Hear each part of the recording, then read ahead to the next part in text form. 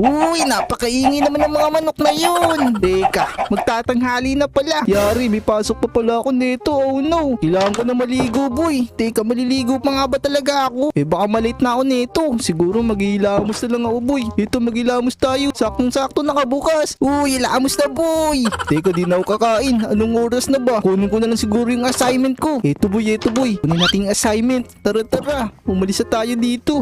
Siguro gagamitin ko na lang yung pinakamabilis ko sasakyan. Tara, puntahan natin dun sa may parking lot boy. Uy, bilisan natin boy. Ito, nakikita ko na yung Lambo ko tsaka yung Bugatti. Siguro ipapark ko muna to dito.